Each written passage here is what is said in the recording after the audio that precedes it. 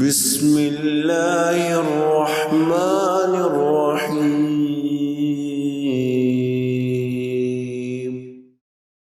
آپ صلی اللہ علیہ وسلم کی سنتوں کی پیروی کرنا اور خاص طور پر فراموش کردہ یا مٹتی ہوئی سنتوں کو زندہ کرنا اور اپنے ماحول میں انہیں عام کرنا اللہ رب العزت کے تقرب کے حصول کا ذریعہ ہے اور مومن کی عبادت۔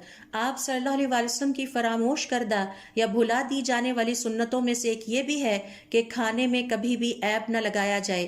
حضرت ابو ہریرہ رضی اللہ تعالیٰ عنہ فرماتے ہیں، رسول اللہ صلی اللہ علیہ وسلم نے کبھی بھی کسی کھانے میں عیب نہیں نکالا، یعنی اس کی برائی نہیں کی۔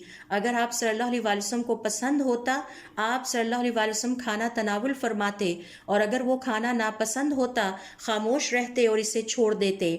علماء کرام کے مطابق آپ صلی اللہ علیہ وسلم نے کبھی بھی کسی بھی موقع پر اکیلے یا لوگوں کے ساتھ بیٹھے ہوئے کسی بھی حال میں، یعنی غصے کی حالت میں، خوشی یا غم کے موقع پر، یا بھوک یا پیاس کی حالت میں، کسی بھی جگہ پر، یعنی گھر یا مسجد یا کسی کے ہاں مہمان ہونے کی حیثیت سے کبھی کھانے میں کوئی عیب نہیں نکالا۔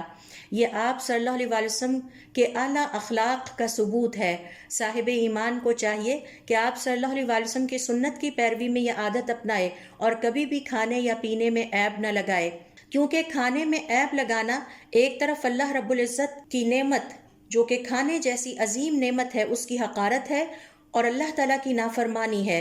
اسی طرح دوسری طرف تیار کرنے والے اور پیش کرنے والے کا دل برا کرنا ہے، جو کہ صاحب ایمان کے حسن اخلاق اور حسن سلوک کے منافی ہے۔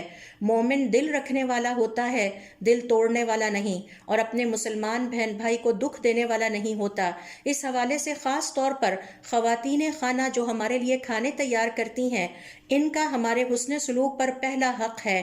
آئیے آپ صلی اللہ علیہ وسلم کی سنت کو اپنے گھروں میں اور ماحول میں زندہ کریں۔